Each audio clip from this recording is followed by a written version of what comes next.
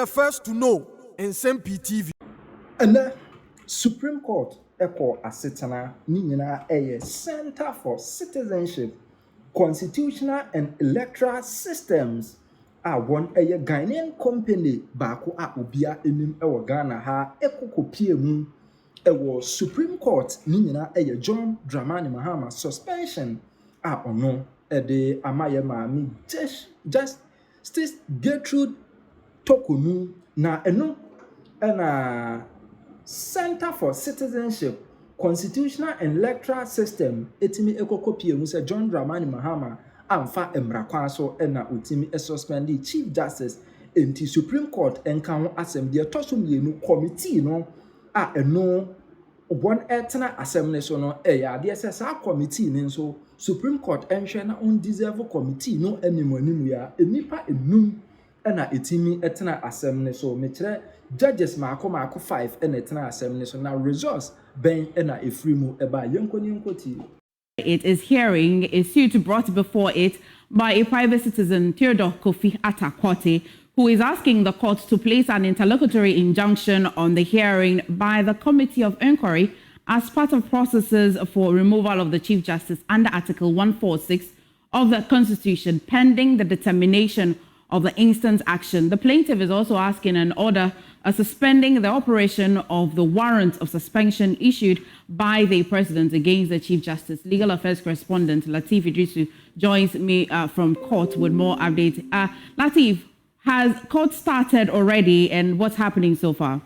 Yes, Amefa. So the particular case you just cited in your intro is not yet on the banner at the Supreme Court.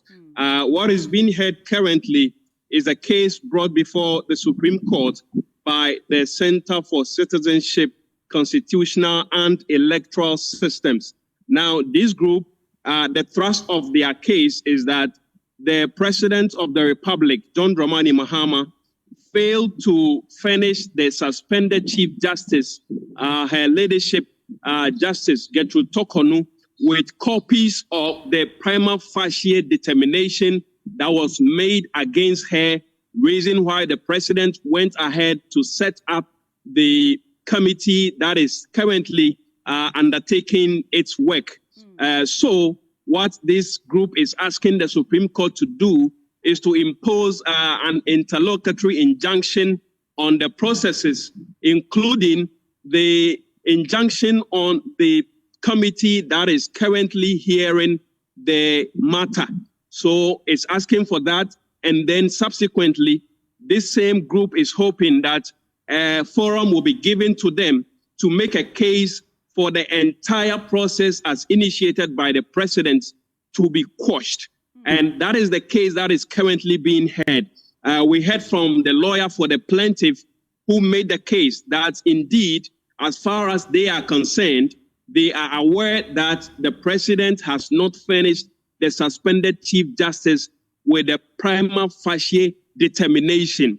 Now, then come in, now before I even go there, this rate has the Attorney General as the first respondent. It has the suspended Chief Justice as the second respondent, and it has the chairman of the committee that is hearing the matter, Justice Scott Puama of the Supreme Court. These three are respondents. Now, we heard from the lawyer for the plaintiff, and then we heard from the lawyer for the suspended Chief Justice. Now, he made a sharp contrast to what the lawyer for the plaintiff had said, because according to the lawyer for the plaintiff, the president failed to furnish the suspended Chief Justice with a prima facie determination. Now, lawyer for the suspended Chief Justice comes in, and his argument or his submission to the Supreme Court panel is that there has not been any prima facie determination as far as he is concerned. And I must reiterate, this is the lawyer for the suspended Chief Justice speaking. He says in his submission that as far as he is concerned, there has not been any prima facie determination by the president. If there were any such determination, it would have been captured in the communication between the executive secretary of the president to the Chief Justice. Now, the argument here is that if he did that, and I'm referencing the Executive Secretary of the President, if he did indicate reasons for the suspension of the suspended Chief Justice, that will be giving out details about the petitions.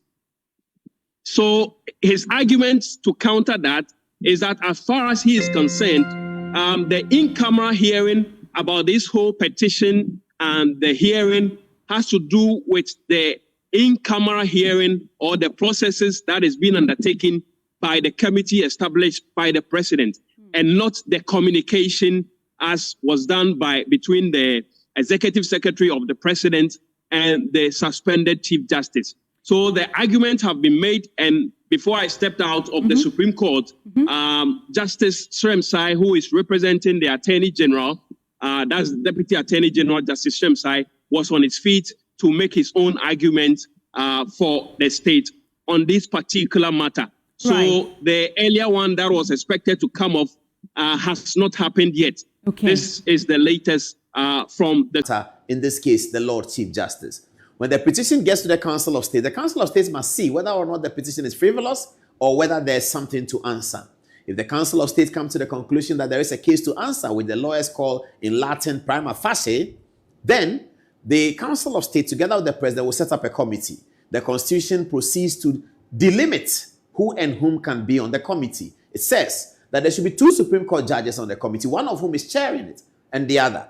And then there should be another person, and there should be 3 other people who are not members of the Council of State, and who are not members of Parliament, and who are not lawyers, members of the Ghana Bar Association.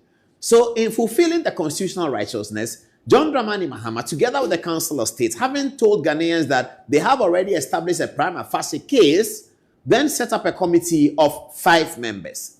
Chairman of the committee is Mr. Gabriel Scott Poorman, who is the chairman of the committee by the Supreme Court judge, a very senior Supreme Court judge, I have to say, and also a member of the PNC. We know Gabriel Poorman would like us to mention that he's a member of the PNC. And then there's also Justice Ay3de, who is on the committee. So the 2 Supreme Court judges fulfilled. Then our own Domelevo, I'm looking to meet with him. You know, we had a lot of fights back in the day when Akufo-Addo was trying to remove him and he said he wouldn't go. And people like us were fighting on the side of Akufo-Addo. And eventually he was removed. But I went to the Supreme Court and we lost. We accepted defeat. But it was too late because he had already passed the retirement age. He was out. So I'm looking for Domelevo so that we can spy a little bit. So Daniel Domelevo is also on the committee. And then there are 2 other people on the committee. Okay. So on the first day of hearing, on the Thursday morning, we've already told you what happened. They wrote a letter to the Chief Justice. They didn't add a venue. Later on, they added a venue in this, you know, I can't say obscure, but in some venue near the Osu Castle. When the sitting opened that morning, the Lord Chief Justice was not present, but her lawyers were present. And as the story goes, the panel told the lawyers that if the subject is not here, we will not hear you. The lawyers were quite bemused because letters had been written to them that they should appear on that day. Some of the letters were addressed to them. So that the panel were aware that they are the lawyers for Gertrude Tokonu. Gertrude Tokonu was not there. And they said that they would not hear the lawyers. And the lawyers should clear off. Go and bring Gertrude Tokonu. If you don't bring Gertrude Tokonu, we are not going to hear you. Get out of here. It was quite hostile. And the lawyers for Gertrude Tokonu were very bemused. And they were quite surprised because regular court practices, the subject is usually not usually, but sometimes not there. Okay. So the matter ended at around midday or 1 o'clock. And then, as the petitioner says, 6:30 p.m., between 6:30 p.m. and 7:30 p.m., there was this dramatic entry into this restaurant at the airport's residential area. Gabriel Scott Poorman was there. Ay3de was there. Who's calling me? I'll call him back. Somebody's calling me. Oh, boss. Okay, I'm on TV. Hey, this matter is getting hot too. All right. So, Gabriel Scott Poorman was there. Ay3de was there. And who's the third person? Justice Kulendi, who is not sitting as part of the committee. He's not. He's a very distinguished Supreme Court judge, Justice Kulendi, on the left of your screen. Justice Kulendi was also there. Now, Why is Justice Kulendi important in the allegation or the allegation of collusion? Because Justice Yoni Kulendi was one of the 3 judges who gave that expert opinion blocking the injunction that had been filed to injunct the committee's work. There was an injunction filed by the Supreme Court to injunct the committee's work on the basis that President Mahama had jumped the step of not giving Justice Tokonu the document. Now, that Supreme Court's decision was a 3-2 decision. 2 of the judges agreed with the applicant who filed the injunction, Mr. Asifo, a member of parliament. That application was argued by the learned Godfrey Dami, the former Attorney General. Now, Justice Kulendi ruled on the side that the injunction should not fly. And he was with the 3 and the 2 others. So Justice Kulendi, according to the story, was part of this dinner. And then Mr. Thaddeus Sori was also part of the dinner. The problem here, the allegation of the problem, that if all these facts are true, then there should be some concern as to why Justice Scott Poaman, who is chairing the committee, and Justice Ay3de, who is the other Supreme Court judge on the committee, are seen together with Thaddeus Sori, who is counsel for Daniel Ofori, and which Daniel Ofori has had a major tussle in the court over this EcoBank matter for a long time. And then on most of the Daniel Ofori tussles, Gabriel Scott Poaman has ruled in favor of Daniel Ofori, and Daniel Ofori has perceived Justice Tokonu as a major enemy in his quest to secure $97 million Ghana cedis from EcoBank. Daniel Ofori perceives Tokonu as an opponent to this matter. Tokonu has her reasons for opposing the matter on the basis of law, on the basis of calculation of compound interest, and all of those matters. Justice Tokonu has a firm, clear view on that matter because she came out of the commercial courts and she's well versed in these things. But let's leave that for now. So this is the reason why eyebrows could be raised if it's true that all of these 4 men had met together having dinner on the same night after the committee refused to hear Justice Tokonu. This is the story. Now, the petitioner went to the president and petitioned. And the radio newspapers were carrying the story. And so this morning, on his Facebook page, can you put that? Thank you very much. On his Facebook page, Thaddeus Sori wrote this: "It is a monstrous lie. No such meeting took place. It is very easy to fact check that. We know those who get justice through negotiation." I don't understand the second part of Thaddeus Sori's thing. He says, we know those who get justice through negotiation. I'm not sure who he means and what he means, but he's a very senior lawyer. So, I mean, I know he knows what he's talking about. But the fundamental thing that Justice Sori says here is that there was no such meeting took place. In Thaddeus Sori's comments, we don't know whether he means that he was not at the restaurant, or that he was not at the restaurant that day, or that he was there but the other judges were not there, or that the other judges were there and he was not there, or that he left before the other judges came, or that they came before he left, or that they were all there at the same time, but they just talked about something, or that he was there and he met somebody else and the judges were together somewhere else. We don't know all of those details. So on this note, let me go to the petition and let's see what the petition says before we go to speak to the petitioner at 25 minutes past 11 o'clock. Let's get the petition now. So the petition is P.O. Box 622, Adenta, Accra, 19th May 2025. His Excellency John Dramani Mahama, President of the Republic of Ghana, Jubilee House, Accra, comma, Your Excellency, comma, petition for the dissolution of committee formed under Article 146 of the Constitution to inquire into the petition against the Chief Justice as follows. Is by Mr. Kumi. Respectfully, comma, I'm a citizen of Ghana and one with keen interest in the protection of the Constitution, particularly all steps taken by the President in furtherance of his duty to execute and maintain the Constitution and the laws of Ghana pursuant to Article 58(1) of the Constitution of Ghana. On 22nd April 2025, the spokesperson to the President informed the nation of the composition of a 5-member committee under Article 146 of the Constitution to inquire into 3 petitions for the removal of the Chief Justice, Her Ladyship, Justice Gertrude Araba Isaba Tokonu. The members of the committee were stated as Justice Gabriel Scott Poaman, Supreme Court Judge, Justice Samuel Adibu Ay3de, Supreme Court Judge, Daniel Yao Lobdomlevo, former Auditor General, Major Florence Bazwanura Dalugu, member of the Ghana Armed Forces, Professor James Sefa Jifa, Professor, University of Ghana. That's the 5. The spokesperson to the president followed up with another press release on 14th of May 2025, in which he indicated that the committee will hold its first sitting on Thursday, 15th May 2025. Respectfully, I deem it my duty to bring to your attention the conduct of some of the members of the committee set up by your good self, which clearly has compromised their fairness and has brought the committee into disrepute. In the evening of 15th of May 2025, between 7:30 and 8:30 p.m., Justices Gabriel Poaman and Samuel Kwame Adibu Asiedu, together with Justice Yoni Kulendi of the Supreme Court of Ghana, were seen having dinner with the counsel for one of the petitioners before the committee, Mr. Thaddeus Sori, at the Santoku restaurant located at Villaggio Airport Residential Area, Accra. The strange meeting of the 4 persons who are keenly interested in and have played and indeed continue to play critical roles initiated in the processes for the removal of the Chief Justice excited the curiosity of some persons in the restaurant. Indeed, they were overheard discussing matters relating to the petition. Respectfully, the record of the presence of the 4 justices, Poaman, Kulendi, Asiedu, and lawyer Thaddeus Sori at the restaurant and the meeting they had can easily be verified and confirmed. I like that. The above development is of grave worry, as proceedings for the removal of the Chief Justice of the Republic of Ghana is very solemn and serious process and should not lend itself to manipulation by any person or authority. The meeting between Justice Poaman, Kulendi, and Asiedu with Thaddeus Sori clearly has destroyed the integrity of the process and reduces public confidence in the process so far.